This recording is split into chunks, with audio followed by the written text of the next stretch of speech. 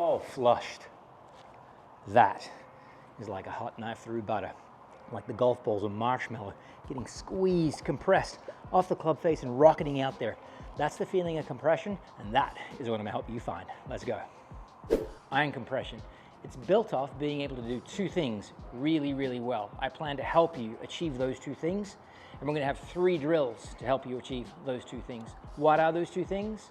Steadiness of contact is the cornerstone ability that's gonna give you that feeling of compression because you're hitting the golf ball dead out of the sweet spot of the club head, and then you get no reverberation up the shaft. That's that feeling, that blissful feeling of hot knife through butter, as I expressed, as if the ball was a marshmallow. Lack of reverberation up the shaft through your hands into your body tells you you struck that golf ball solid. So I'm gonna help you improve your centeredness of contact as number 1. And number 2, if we can improve the dynamic loft that we're striking the golf ball with, so rather than amateur golfers, letting the club head travel underneath the handle coming into impact, presenting a lot of loft, producing less ball speed than a lower dynamic loft environment where the handle leads and the club squeezes the ball more. Because of this lower loft, I'm going to help you with lower dynamic loft, centeredness of contact, and improve your iron compression. First up, we're going to need some tools, and then we're going to develop an understanding of what we mean by centeredness of contact. I think that one's obvious, and dynamic loft. And we're going to unpack these things together because they're inextricably linked. One has to happen with the other for us to produce that experience of compression, that sweet spot contact. So the tools you're going to need: 2 fiberglass rods. We're going to take those fiberglass rods, the alignment sticks, and we're going to make a channel that's 3 balls in width. You're going to take the outside balls away, leaving a very tight corridor that's going to be a challenge point for you to deliver the club, return it down and through, ensuring that you can control the horizontal aspect of the contact. But the horizontal aspect of the contact, meaning are you striking it in the middle of the face versus the heel of the club and the toe of the club, that's only one aspect of centeredness of contact. The other aspect of centeredness of contact is the landing location of the club. So do I touch the ground with the base of the club at the back edge of the ball, before the back edge of the ball, or after the back edge of the ball? Well, ideally it's in a very tight window, starting at the back edge of the ball and ending at the front edge of the ball. And that's a skill in and of itself that we're going to unpack in conjunction with the horizontal aspect. In addition, what you can see down here is we're also going to need a towel. That towel is going to be placed 1 full club head behind the back edge of the golf ball. This towel is going to serve as feedback and therefore disincentivize me touching the ground before I get to the golf ball. So my arc shape needs to land back edge of the ball between those 2 sticks and then travel down target line to some degree to ensure I'm striking the center of the face. Also, what's helpful is foot spray. Dr. Scholl's odor eating foot spray sprayed on the face is going to leave the after effects, the remnants, the evidence of success. And evidence of success, or lack thereof, provides us an ability to know what we did and then to be able to read and react to the errors that we ultimately may make. If you're practicing outdoors off grass, and especially when the grass or the surface you're hitting off is wet, foot spray is no good. That's when we would get into a dry erase marker. I'm going to put a dot on the back edge of the golf ball. All right, so the dot, since it's a dry erase marker, this will come off when it hits the grass out there, or at the very least in the ball washer as they're washing the golf balls. We get that dot facing back where the club face is going to be meeting it. Again, 1 club head in front of the towel. Okay, center contact. There's the evidence. So feedback being important, this what I call a low point laneway or an arc laneway allows me to read and react and control the horizontal aspect of the contact. That rubs off. Most of the dot came off on the club face, a little bit's left on the ball. Again, it's going to come off at the very least in the ball washer. So practicing inside this laneway is going to help you with the horizontal aspect of contact. But what if the feedback has already told us that the horizontal aspect and the vertical piece is an error that we're making such that we've touched the towel? Let me show you that error. So I'm going to land the club early and we're going to rough up that towel here. Okay, I saw the towel, it drug through with me. I would advise you make sure the flat section of the towel is really low to the ground here. Okay, so what I've got there is knowledge that the club got to the ground too early. I fatted it. And just as a reference, a normal ball speed with a 7-iron is about 117 to 120 miles an hour. And that one, given I fatted it, came off at 109 miles an hour. And it didn't feel great, right? We lost the feeling of compression, that blissful feeling of hot knife through butter. Here's what we go to. So what I know about that swing is my arc got to the ground too early. And it got to the ground too early because I leaned into making the error that most amateurs make. I hung back on my right side. I didn't move my body mass enough from my right side or trail side to my lead side there. So then a drill that we can go to is the following. That's called lead foot liftoff. We make a backswing, and then without moving our column, our body column, that is our pelvis and our rib cage at all, I lift my foot off the ground, and you can see because I have all of my body mass on the side of my base of support, my base of support being my single leg, what does my body want to do? It wants to fall to the left. And that's the sensation that dynamically, to a small degree, or when applied to a small degree, moves our body mass to our lead side. And so we can perform that drill now. Backswing, lead foot liftoff, and on through. And what you could probably see there, and what I certainly could tell based on the feeling, is my arc was moving to the left. If you have TrackMan or a launch monitor as feedback, you'll see it in a data point called low point, which is the bottom of the arc, which when you're hitting an iron is down in the ground, is some number of inches after ball contact. In fact, that one was 5 inches. So the width of my hand out to the left of first touch or ball contact. In addition, what you might be able to tell is that the attack angle, that's the angle of descent that that club takes as it's traveling and making contact with the ball, was measured at 6 degrees down.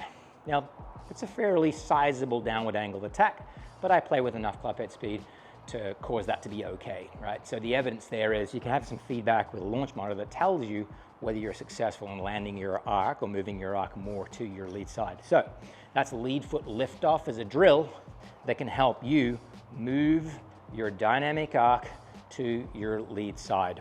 So what we have now is an ability to assess contact using foot spray or dry erase. We have an ability to, it's really leaning on a principle of, like, imagine this. Imagine you were driving your car and the only, let's say, indicator of the accuracy you're driving your car with was the white stripes on the road, whether they're dotted or solid white stripes. That's great. We pay attention to driving our car in our own lane, right? But now what happens if you go on like a HOV lane or a tollway where there's concrete barrier on one side, or sometimes if it's a single HOV lane, you have concrete barriers on either side. All of a sudden we start to pay much more earnest attention and concentrate on making sure that we're driving very straight. The same principle applies here when we're using these alignment rods to form our laneway. We heighten the level of concentration to the delivery of the club back to impact. Should you still be fighting some level of inaccuracy in contact, and then an inaccuracy in contact preventing you from experiencing that compression is biased to one side, then you can start to do a drill called jump the fence, and it works in both ways. So if you're a toe contact player, I'm going to demonstrate that one. But if you're a heel contact player or even a shanker, you just reverse the rules of this jump the fence exercise. Here's how it works. So the first shot here, I'm going to demonstrate the toe contact that we're going to use, similar to the first shot that I hit, as our experience of the normal contact location. That felt horrible, and there's a reason it felt horrible, and that's because I toed it, right? So it cost me ball speed and cost me that feeling of compression. What do I know about the toe contact? Similar to the first experience, where I was like, did I drift backwards? No, I didn't feel that. So I just must have pulled my arms in just a little bit too much and not having enough extension. The radius of my swing wasn't wide enough. So here's what jump the fence drill encompasses. Imagine this first white stick, my alignment rod, as a fence. I start with my club on the same side of my stance, and I make swings extending my arms such that I touch the ground on the opposite side of the fence. Touch ground on the opposite side of the fence. Therein lies the name, jump the fence. Start with club on one side, land it on the other. Then what I do is I take that feeling, that sensation, and apply that sensation that I just used, which is arm extension, to this next shot, and I should be able to migrate contact location horizontally some amount, and yes, I did. I migrated that contact location a good inch towards the center. In fact, I crossed the center ever so slightly into the heel. So there's like an and one for you. If the low point or the arc laneway isn't helping you refine that contact and you have a certain tendency, then apply that tendency using jump the fence in the correct, let's say, manner. Now, the one thing that we haven't explored yet is that dynamic loft concept, which takes centerness of contact and then produces a lower lofted impact such that we get more ball speed from that centerness of contact. Let's look at that one. Okay, dynamic loft, the 7-iron. It's got 34 degrees of loft on it. So if that's the static loft on the club at 34 degrees, we're gonna make impact ideally with some amount less than that. Static loft, dynamic loft. Most AMs come into impact adding loft, and the reason they add loft is they're pushing the bottom end of the grip, the end of the grip that has the logo on it, down towards the ground, using their trail hand too early, and then the club head races underneath the handle, and they produce this lofted environment.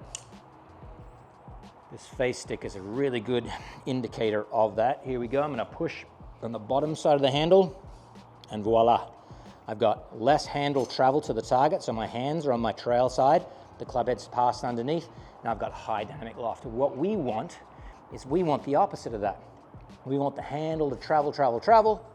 We want the club head to meet the ball, where the handle wins the race. It's over the lead side of my body, while the club head is behind it or over the trail side, and you can see the effect on that face loft there. It's much lower. So what's the impact of high dynamic loft? I'm going to show you. Okay, there's high dynamic loft and thin, because I was trying to avoid that fat contact. High dynamic loft produced 108 miles an hour of ball speed, and therefore the carry distance was only 151. I can typically get 170 yards out of a 7-iron. Now, how do we produce that low dynamic loft environment? Well, some part of it will be learned and earned by lead foot liftoff, by shifting our body along what's called the frontal plane from trail side to lead side. But here is yet another drill that we can use. So again, I didn't mention this tool on the front end, but it's just a second towel.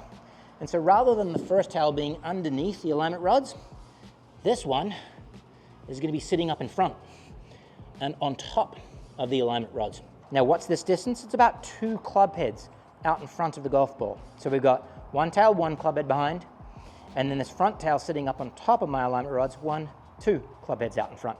Now, here's the rehearsal and the objective.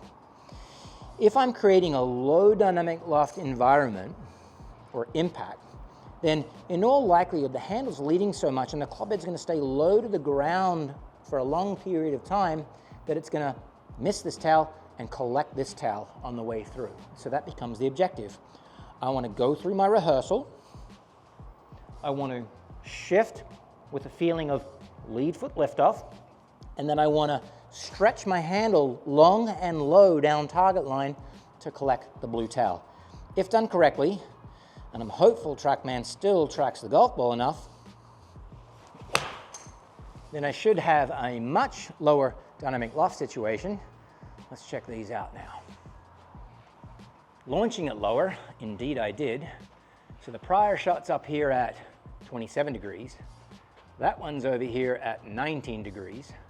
My ball speed went from 109 to 115. And truth be told, the 10 yards of carry difference was a function of, because I was stretching so far, I actually thinned it. So the impact height was a little low, but the principle applies that in feeling what I just felt, I led the handle longer, the handle won the race.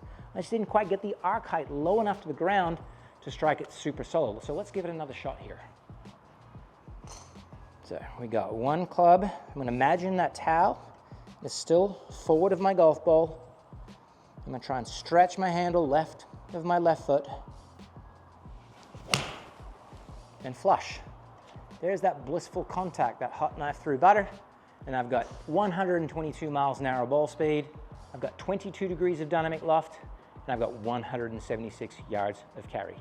So, if you can work at your golf game with some feedback tools and also the drills that we've just discussed that enhance your contact location both across the face and also up and down the face, producing a lower dynamic loft, even for the same clubhead speed. We haven't discussed increasing clubhead speed here. You will start to strike it more solid. You will achieve that elusive compression, and you will start to hit your irons even further and play better golf. All the best.